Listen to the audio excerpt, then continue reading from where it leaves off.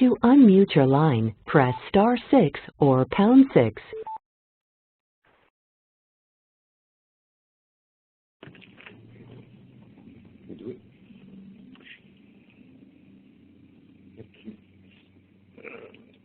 Good morning or good afternoon, folks. This is Jacques Capel. I'm with the Clean Energy Manufacturing Center, and welcome to our July webinar on batteries for electrical energy storage and transportation. We have got a wonderful Michigan-based panel today to talk about this issue. There've been Detroit's been in the news quite a bit this week, but there's been some very good news out of Michigan.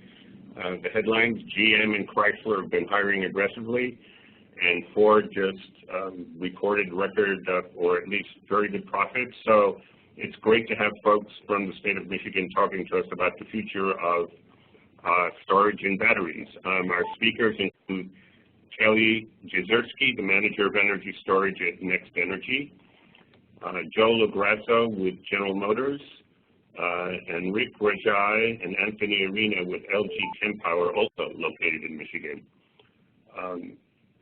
Before we get going and I introduce Kelly, just a minute on our center. The Clean Energy Manufacturing Center is an initiative of the BlueGreen Alliance Foundation.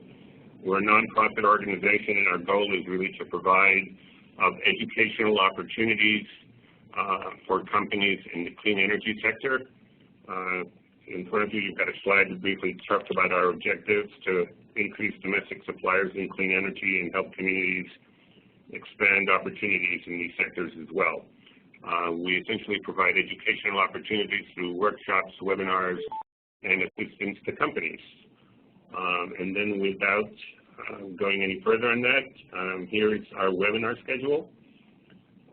We've got 2 more in this current series for August and September, and we'll be announcing probably in August our September through June 2014 calendar. At this point, I'd like to introduce Kelly to talk about the forecast for the battery industry. Kelly? Oh, just a second. Let me unmute her. If I can find Kelly. Yeah. And just a second.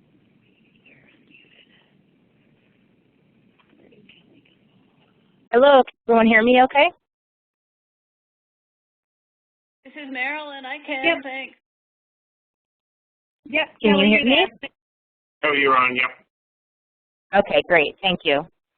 Yeah, thank you for the wonderful introduction. Again, my name is Kelly Jezierski. I'm with NextEnergy in Detroit, and I'm going to tell you a little bit more about NextEnergy in a bit, but I want to thank the Clean Energy Manufacturing Center for giving me the opportunity to speak today. And I want to make sure before I get started that everyone can hear me okay as well. Yep, we can hear you well. We're just waiting for your presentation to be loaded. Okay. Just give me one brief moment to do that.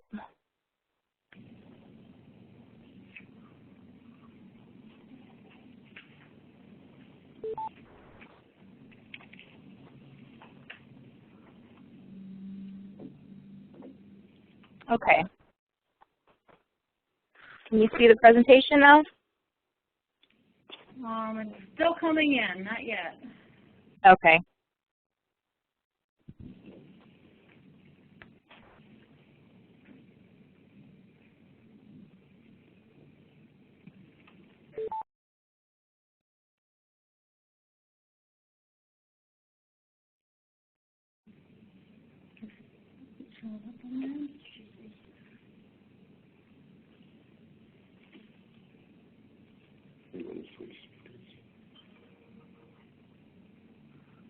There we go. Now we see it. Okay, great. Thanks. Okay. So I'm going to be speaking this afternoon about domestic opportunities for manufacturers and suppliers in the lithium-ion battery cluster. Just to give you a little background on myself, I've been with NextEnergy for almost 7 years. I have a background in chemical engineering. My bachelor's is in chemical engineering, and I have a master's degree in alternative energy technologies, both from Wayne State University in Detroit, which is just down the street from the NextEnergy Center. So I already acknowledged the Clean Energy Manufacturing Center for giving me the opportunity to speak. I appreciate that. And so I'm going to tell you a little bit more about NextEnergy for those of you who are not familiar with us. We're a nonprofit organization. We've been around for about 10 years. We just had our 10-year anniversary, in fact. And we serve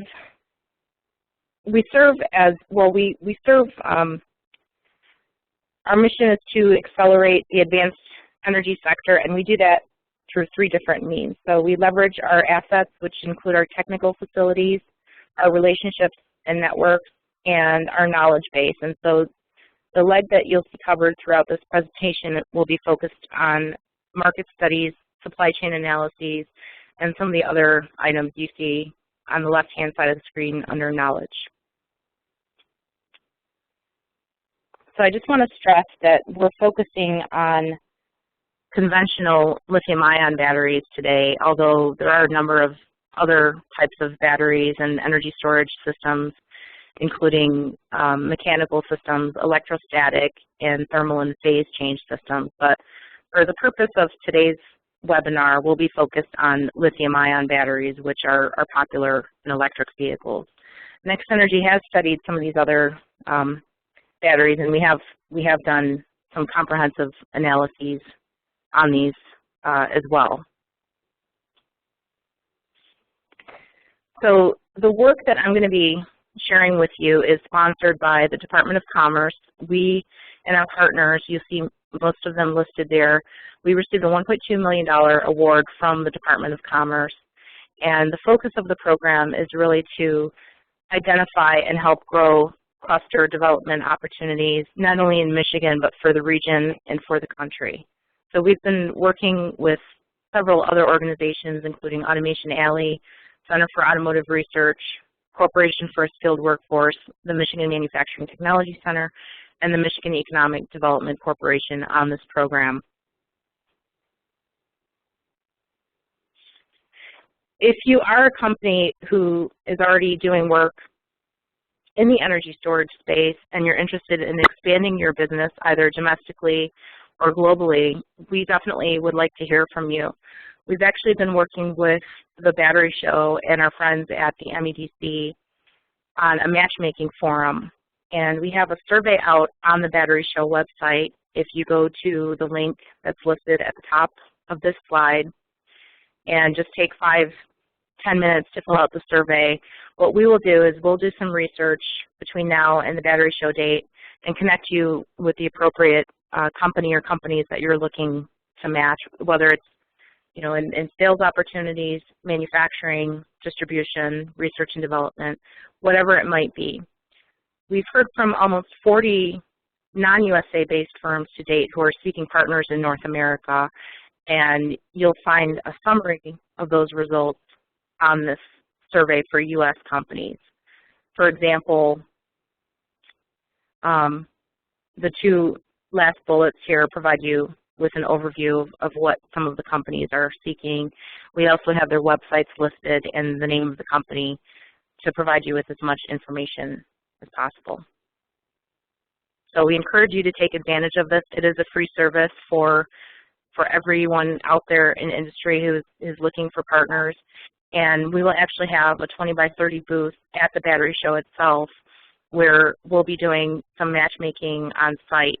But in the meantime, we're going to be doing a deeper dive to get a very good understanding of what these companies are looking for and where we can provide the best matches, whether it's a US-based company with a non-US-based company or a company based in Michigan who's looking to expand their operations.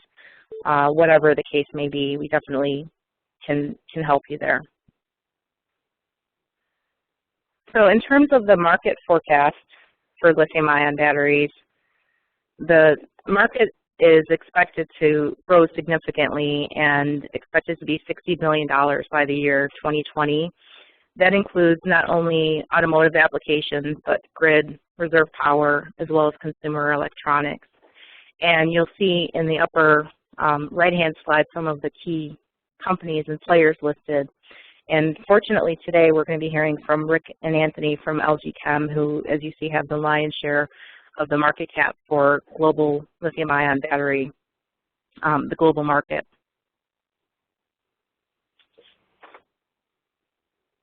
I'm not going to spend too much time on this slide, but I did include this just to let everyone know that we considered all different types of configurations and architectures, whether you're talking about prismatic cells, cylindrical, wound, pouch cells, and different types of manufacturing processes and the way that they're connected, whether that's in series or parallel. I know this next slide may be a little bit of an eyesore, and I don't expect you to read every single thing that's on the screen. I need to give credit to my colleague, Roland Kibler, who put this slide together.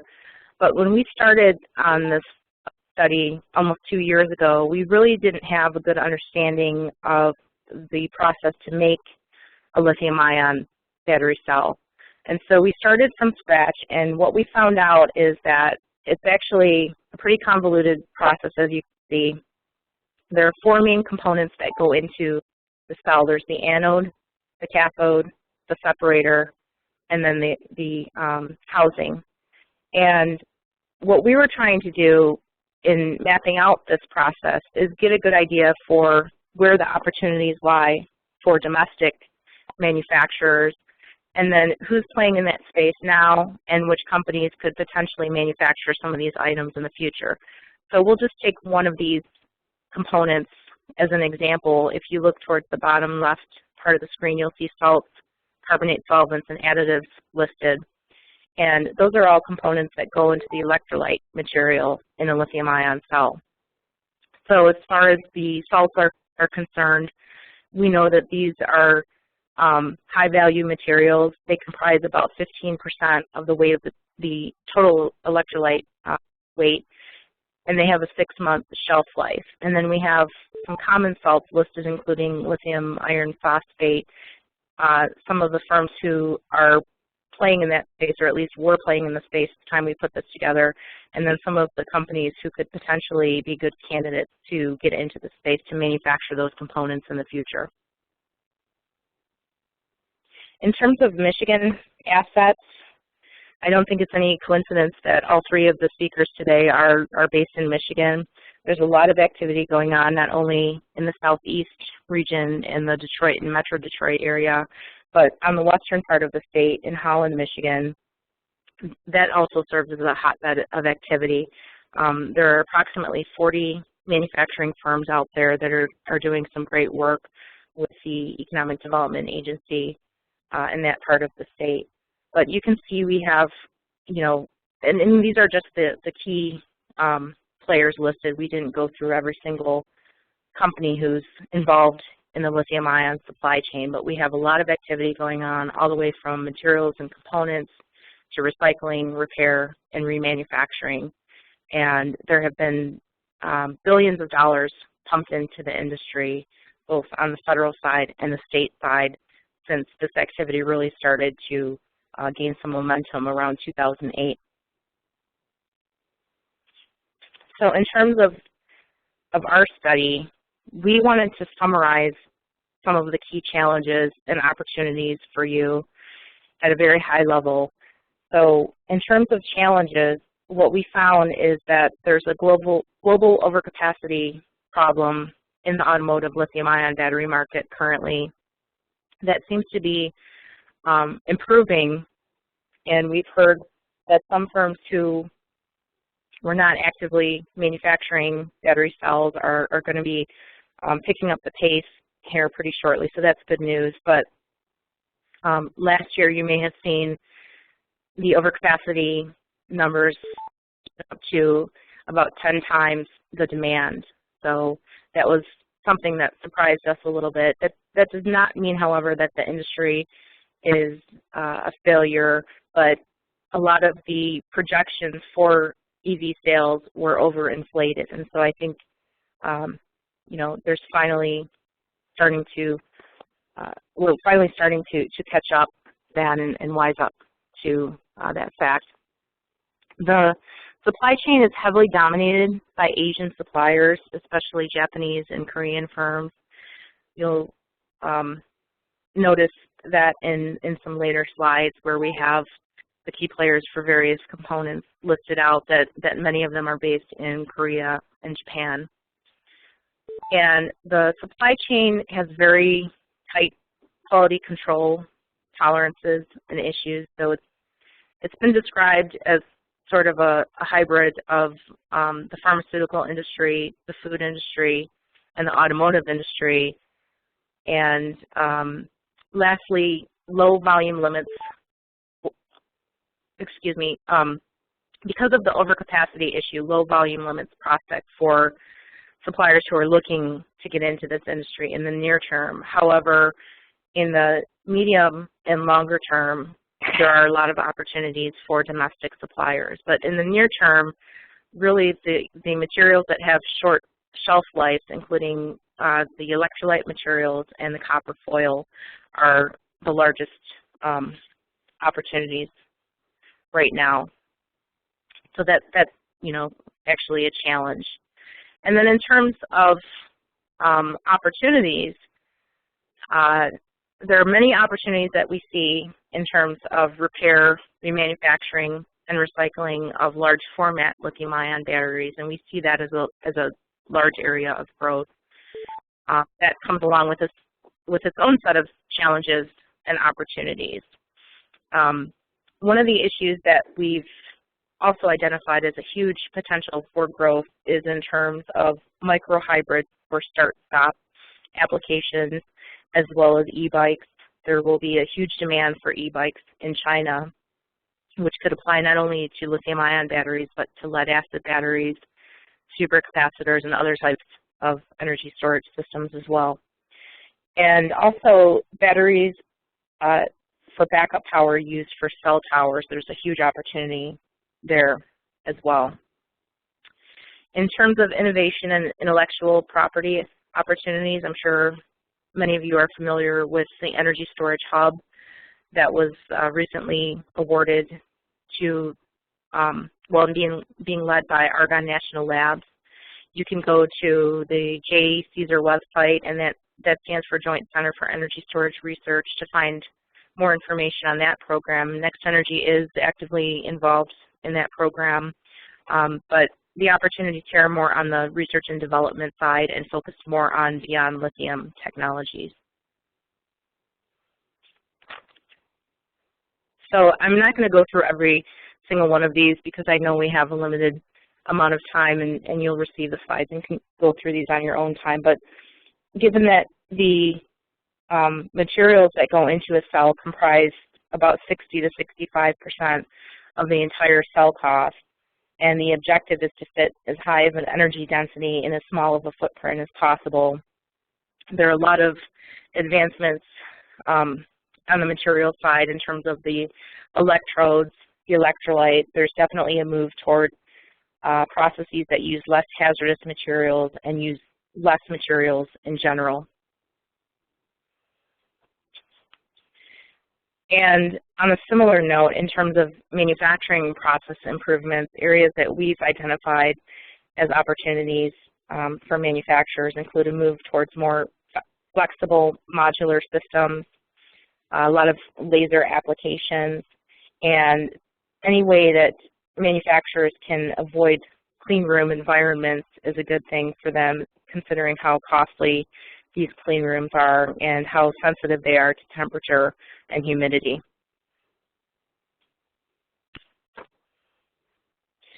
So in terms of the largest domestic opportunities, I don't think we have time to go through all of these in detail. So we're going to focus on the top 3 opportunities today. And I will explain the methodology we use to come up with these numbers, but the top 3 opportunities for lithium-ion components and materials based on 2015 demand for electric vehicles include electrolyte shipping containers, that's valued at about $500 million domestically, anode materials, almost $350 million demand, and then active cathode materials. So we have information on all of the other components numbered 4 through 9 here. But again, I'm not going to go through those today because we have a limited amount of time. However, I will be speaking at a few events, and we're also going to be providing a fuller presentation at the Battery Show, which is September 17th through 19th in Novi, Michigan. So if you're planning on attending the show and you're interested in this, please, we encourage you to participate in our technical presentation as part of that show. So as far as the methodology and the way that we came up with those numbers that were shown in the previous slide, we were really looking at EV sales for 2015, projected sales. And I want to make a note that we decided to use very conservative estimates because we wanted to avoid, what we had seen in a lot of market forecast reports as very loaded numbers for 2015 and beyond. So we did use very conservative estimates. And we looked at the entire spectrum of batteries and vehicles, all the way from micro systems to pure battery electric vehicles. So we used 24 kilowatt hours as the energy content basis for the full BEV. And then at the other end of the spectrum, we used 0.8 kilowatt hours as an estimate for the micro and mild combined. So we had sales projections. We also know how many cells are in a BEV battery pack. The other missing pieces that we needed to put the puzzle together and come up with those numbers that you saw a few slides ago involved a bill of materials for a cell. What does it really take to make a lithium-ion battery cell? And we actually were able to obtain that information from an AABC conference. So what you see on this slide is a bill of materials for a BEV cell. And based on that and the current cost as well as cost projections for 2015, we were able to do some simple calculations and come up with those numbers that you saw in slide 15. For example, $347 million for the anode materials as a domestic opportunity. So now I'm going to go into a little bit more detail on the 3 largest domestic lithium-ion manufacturing opportunities. The first one being the electrolyte shipping containers, then the anode materials, followed by the active cathode materials. And again, I'm not going to go through each one of these in too much detail because you will have the slides afterwards, and I know we're limited on time, but just to give you a flavor for the work that we did and the study.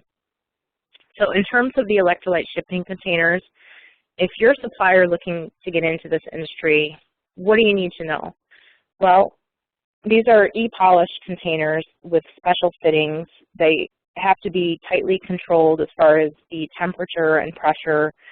And there's a company in Northville called BlueGreen that's looking for domestic suppliers of electrolyte shipping containers. So if you think that you have the capability to make these containers, and again, the trick is really in the electropolishing. Not just anyone can make electrolyte shipping containers, otherwise everyone would be making them. In terms of the snapshot of the opportunity, you'll see this for all of the different components that were listed in slide 15. We've gone through this exercise for all of those components for a lithium-ion cell. But in terms of the shipping containers, and I should mention that the companies that are listed under key industry suppliers who are in bold are based in the U.S. And so you'll see that there's one in Missouri called Paul Miller. And if you're a company interested in getting into this space, we would encourage you to, go to their website and do a little bit more research on exactly some of the, exactly what you would be looking at to get into the industry. But something that surprised us is that about 40% of the cost for these containers are for special fittings, and the balance of the cost is for the container of itself. So, you know, even if you have the capability to manufacture some of the fittings on these containers, that represents a huge opportunity for domestic suppliers.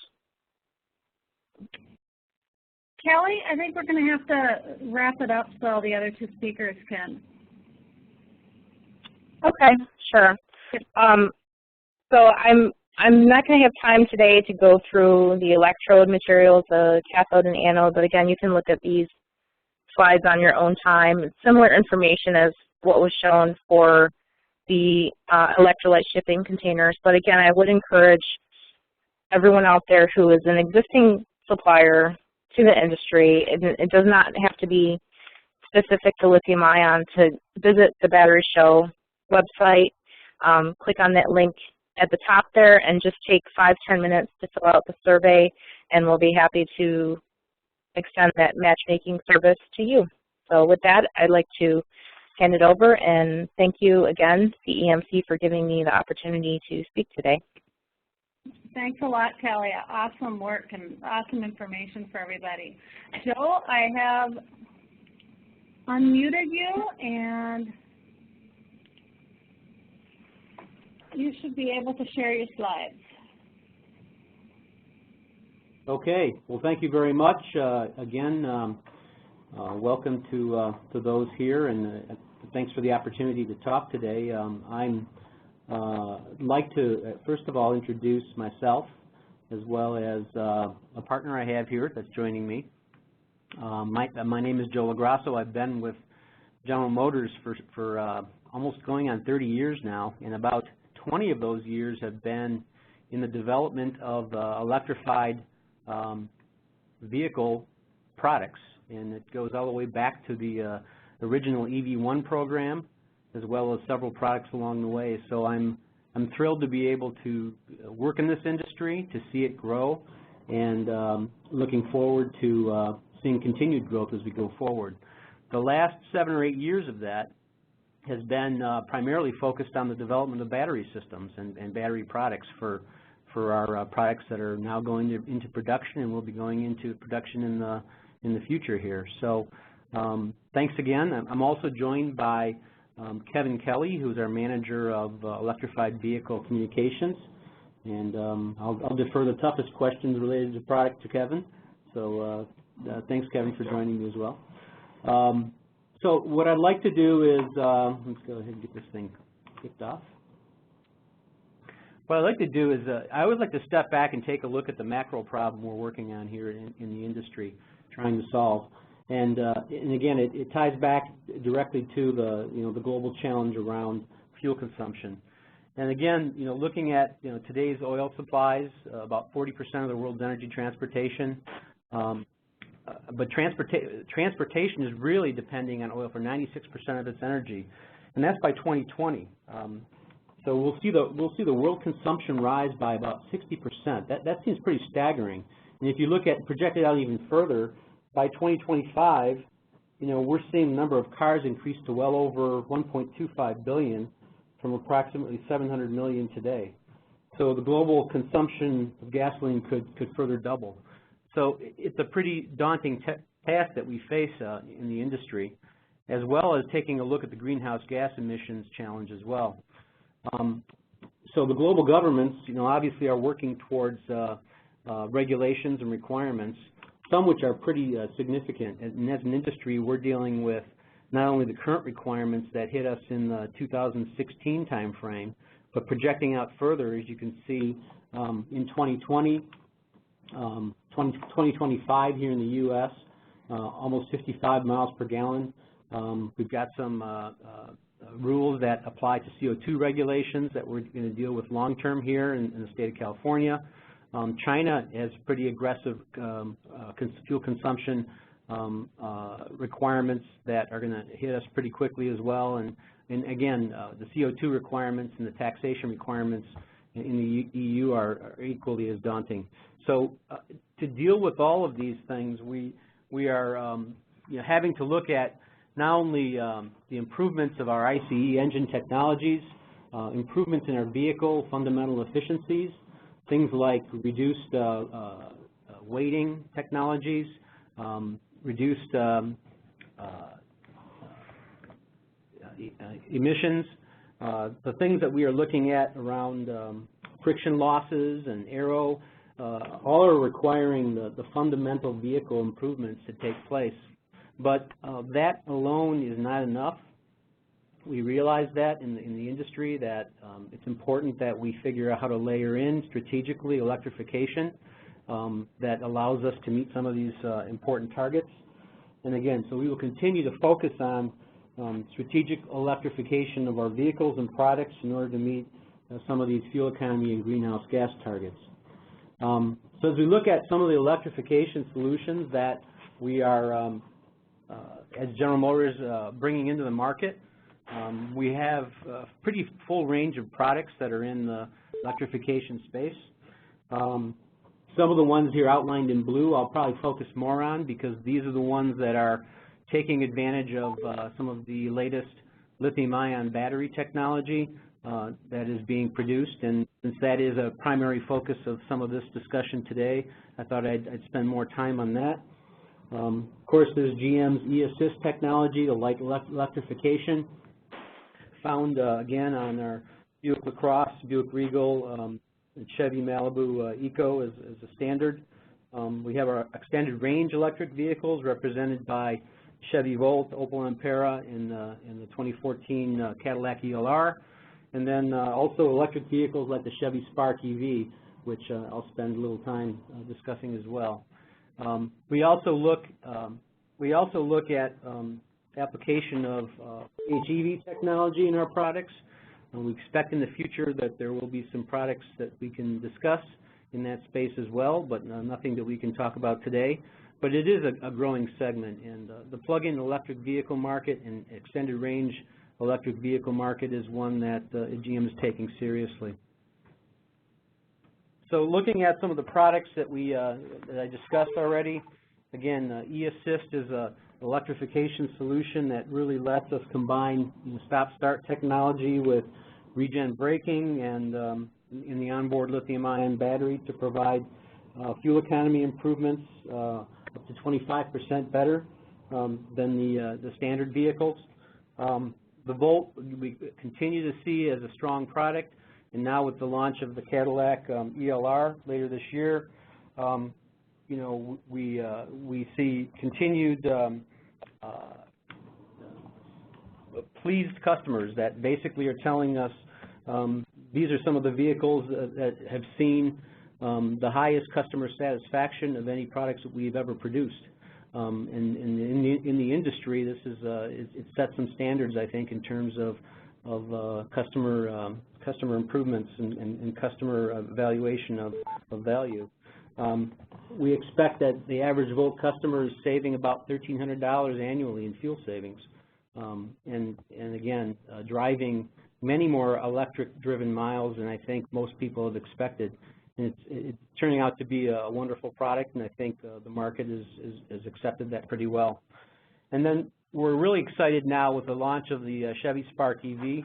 You know, that's a vehicle that's not just any electric car, but it's certainly one that provides an exciting driving experience with over 400 foot-pounds of torque, you know, and basically the ability to drive 0 to 60 in under 8 seconds, up to 82 miles. This vehicle is already getting a lot of accolades. We've just released it recently and had a press event, and I think the market's going to accept it pretty well.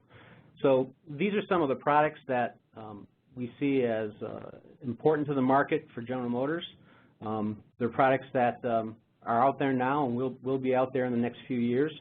We also are actively engaged in the development of products beyond this, but I'd like to now just focus some of our time on the batteries that are used in these products as well, since that is part of the discussion today. The Chevy Volt, the Chevy Spark EV battery system, again, is a 21 kilowatt-hour battery pack. It is a lithium-ion iron phosphate nanophosphate system developed and built by A123 here in Livonia, Michigan.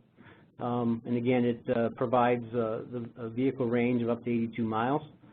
The Volt battery system is a 16.5 kilowatt-hour pack. Again, lithium-ion cells provided by LG Chem. It is, again, a pack that is built in our Brownstown battery facility, a facility that GM invested and built here in Brownstown, Michigan. And then also our eAssist battery, which is provided, lithium-ion power battery provided by Hitachi, 32-cell system, and again provides electric boost. These are the products that we have been developing and engineering, and the things that we've learned along the way about these products. I'd like to share a little bit about that with you now in terms of some of the challenges that we see. So first of all, I'd like to just step back and talk about the battery system and how we define it. And it really is a pretty significant balance between power and energy, both at the overall vehicle system level as well as at the level of cells that we select and integrate into the battery pack. We have to make decisions such as how many cells in parallel will go into a pack, what powered energy ratio of a specific cell and series configuration will be necessary. Of course, the size and packaging of the battery in the vehicle is important. Where will that go? Will it go into a T-pack configuration? Will it sit in the rear of the vehicle? Will it go under the floor? Again, the cell selection, both the supplier and its capability, as well as the quantity and the requirements we would have to build an entire pack are equally as important. And then finally, this balance between design of a battery and what type of thermal management system goes into it really does pose some challenges. Will it be liquid cooled? Will it be air cooled? You know, currently, our energy battery packs, both the Volt as well as the Spark, are using liquid cooled thermal systems.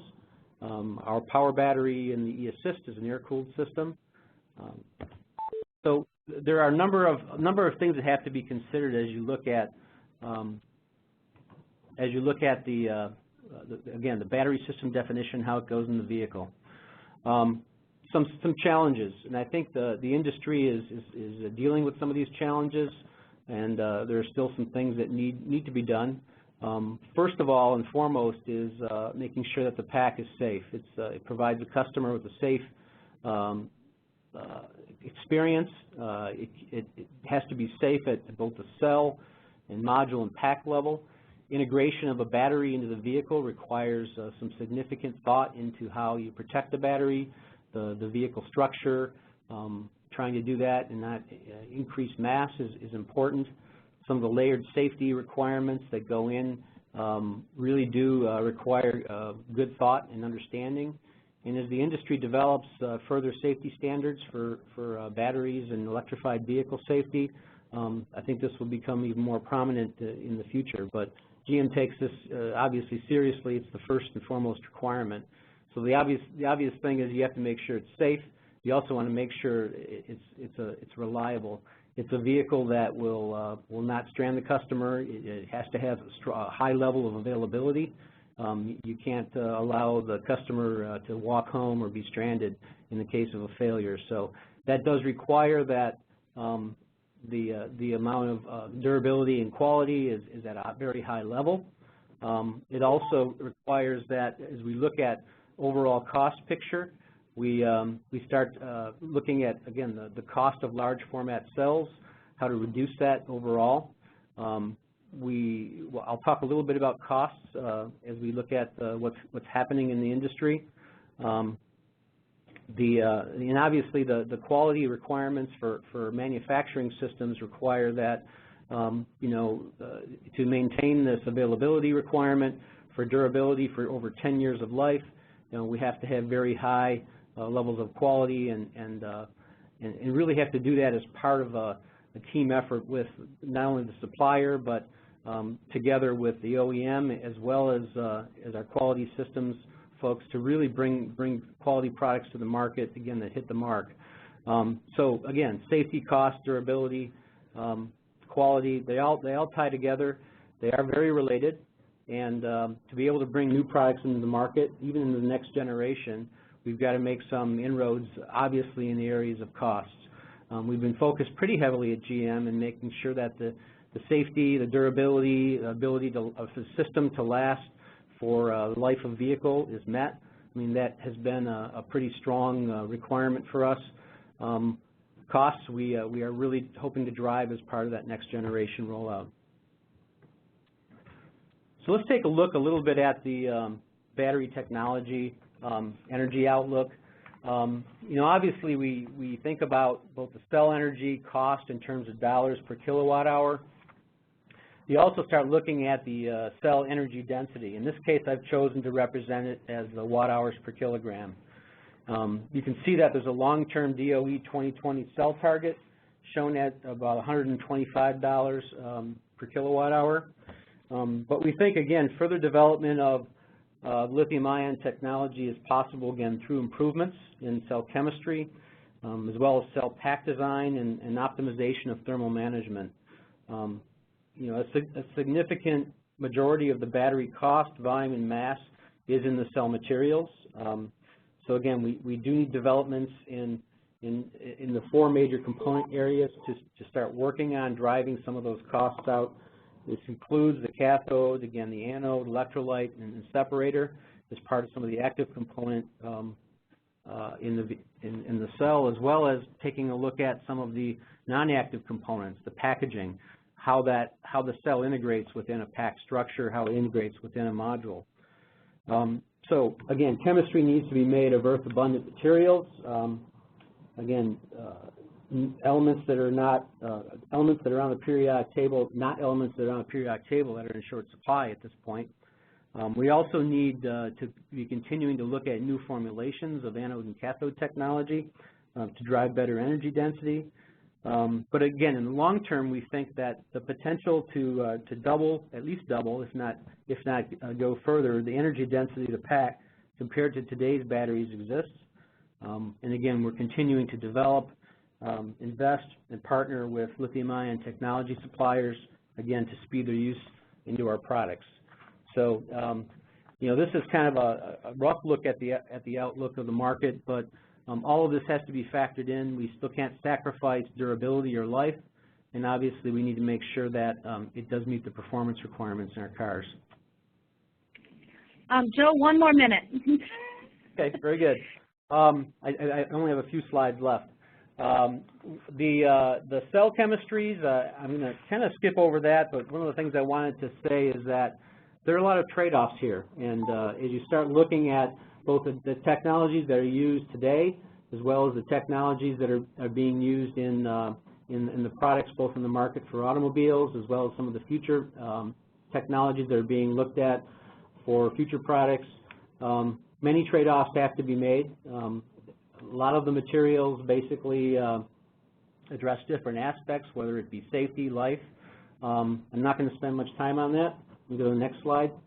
And we also spend a significant amount of time working with our battery suppliers to make sure that the supply base is ready to bring these new energy storage technologies to market. We use a fairly staged approach that we start at the lower level, where we look at both the technical capability, the manufacturing capability, as well as the commercial capability of the supplier. It starts at a very first level of cell screening, and it works all its way up to a pre-qualification stage, finally up to a validation stage. And in doing so in a timely manner is really important in order to bring these products to market quicker. So that is one of the big challenges that we face as an industry, figuring out how to bring some of these products to market quicker. And we use this qualification process as part of our tool to do that. So again, there's a fairly large base of consumer batteries today that exist in the market. Again, expansion, as we talked about earlier, has been taking place. In fact, there is a fair amount of capacity now in the industry. But we also see it's important that cost competitiveness brings supply chains into the markets where these packs will be built, and that's an important thing we've learned. Of the suppliers, of the 15 major suppliers to the Volt battery, Over 2/3 of those are producing parts and bringing them into our facility in Brownstown from within a few hundred miles of our plants. So that is important, and in fact that will continue later on this year with LG Chem providing batteries for the Volt out of their Holland facility. To sum it up, GM is majorly invested in this. You can see that we've established a fairly large network of folks, both within the U.S. as well as outside the U.S. We have the largest automotive battery laboratory here in Southeast Michigan in our Warren facility, which has recently expanded to include over 80,000 square feet of space. And we continue to invest both in the manufacturing, engineering, and testing capabilities here to make these products and bring them to market quicker.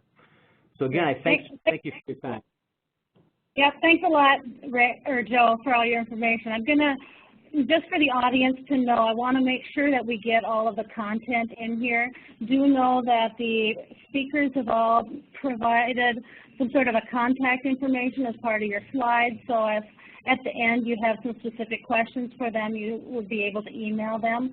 I'm going to pass this over now to the LGM team, or LG team. Get you guys the presenter role. You should be unmuted now. So, Rick and Anthony, are you on the phone?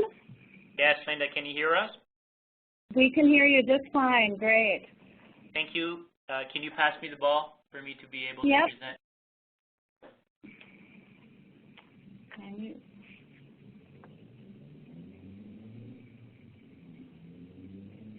So it looks set for you to be able to pull up. Yep, looks like you are underway. All right, can you see my screen? Yep, we can. Thanks so much. Take it away. Greetings, everyone. Having only 11 minutes time, I'd like to very quickly introduce myself. First of all, appreciate for the opportunity for us to be able to present our company today. I'm also here with a colleague of mine, Mr. Anthony Arena, and same as Joe, I'm going to defer all the tough questions to Anthony. I'm going to do most of the talking today. My name is Rick Rajaie. I'm the Director of Engineering at LG Chem, located in Troy, Michigan. Been in the automotive industry for 23 years now, and my recent 7-8 years of my career, professional career, has been dedicated to battery electric, hybrid electric, and plug-in hybrid electric applications. With that, I'd like to give everyone an overview of what LG is. I'm sure all of you online are in some form or fashion are familiar with LG. LG is about $149 billion industry as of last year. We're projecting ourselves to be about $160 billion. About 55% of our business is in electronics. In LG Chem, we have 3 different divisions: petrochemical, IT, and batteries, and about 10% of our revenue comes from batteries. However, about 45% of our R&D is targeted in the battery R&D because we want to be the primary leader in the battery industry going forward. As mentioned by Kelly, vast majority of our and our competitors' manufacturing and design facilities are located in Asia, us included. However, as mentioned, we have 2 centers in Michigan State, 1 in Holland, Michigan, with capacity of about 0.8 gigawatt-hour of cell production, as well as our design and marketing facility in Troy, Michigan, where Anthony and myself report to. A little bit of a deep dive in our U.S. facilities. We started our LG establishment in U.S. back in 2000. Currently, we have 210 employees split between Holland facility and Troy facility.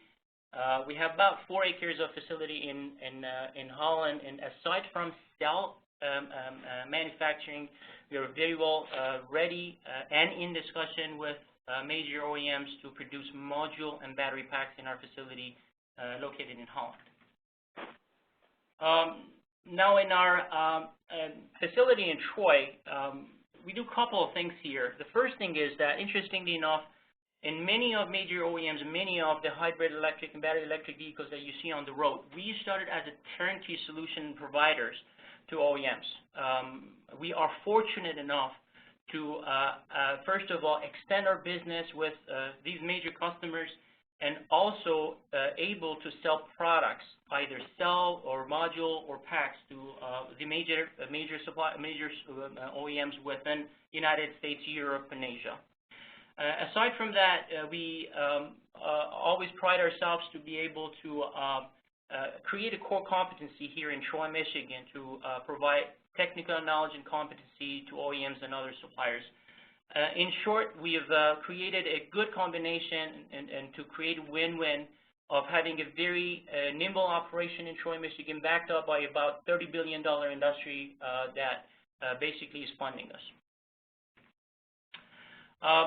I'm not going to go through a lot of details in this slide. There are two key messages that I'd like to pass to the audience. The first one is, as many other startups, we try to diversify our business. We are currently on consumer electronics, battery technologies, and battery system for electric vehicles, HEVs and EREVs, as well as energy storage. I really like to have offline sessions with our partners to further develop this exciting and growing market that we are actually taking advantage of right now on the residential and commercial energy storage systems. First point. The second point is, in electric vehicles, if you look at the first bullet, that we started development in 2009. However, the first mass production lithium-ion actually took place in 2009. It clearly shows what my other colleagues mentioned online, that the process of development of cell technology is a long process. We have to go through certain quality gates, including safety, to ensure meeting end customer requirements. Very quickly, our major customers are in automotive and energy storage. 2 points here to make. We probably have more than double the amount of automotive OEMs that we are currently working. However, due to some confidentiality reasons, we cannot share the information with the audience. That's the first point. And the energy storage, just wanted to draw your attention that we are currently installing the U.S. biggest battery energy storage system in California, and that's being contracted to us, and it's public knowledge that I'd like to share that with all audience online. Really, the purpose of this slide is just to mention that us and our competition not only are looking at each other, make sure that we are competitive, and we can have appealing business cases for OEMs, but we need to continuously raise the bar on ourselves, make sure that by the eyes of independent research companies, we can grow our competency with the end result of customer interest, which is performance and cost in mind. So with that, in every quarter, we sit down in management meetings, make sure that we are competitive enough, and if there is a gap, we need to pave the roadblock, make sure that we are competitive enough to deliver to the expectation of OEMs and end customers. So with that, there are two independent researchers, one for electric vehicles and the second one for stationary energy storage, and we're fortunate enough to be classified as segment leaders in the industry. Again, we pride ourselves in Troy facility that we can bring the best of the world to our customers that include experience, synergy, and technology. A couple of key points here. We are backed by our parent company, LG, $160 billion company.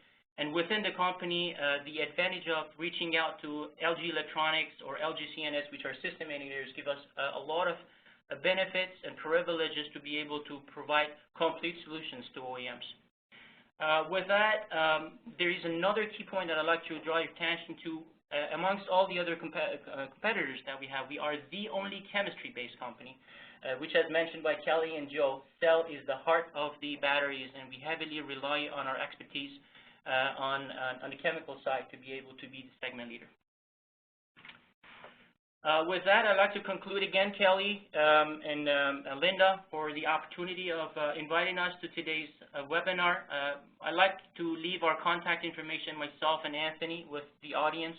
We welcome offline sessions and to explore how we can help each other in this exciting opportunity that is in front of us. Thank you so much. Let me switch over here. We have about 3 minutes for any questions. If people actually have a few questions, you could sure use the chat feature.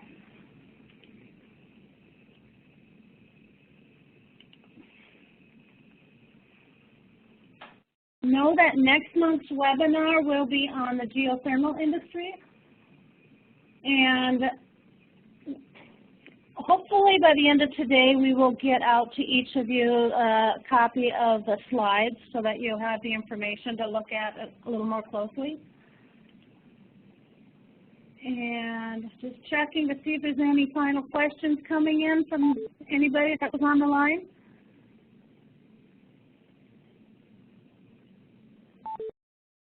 I take that as a no.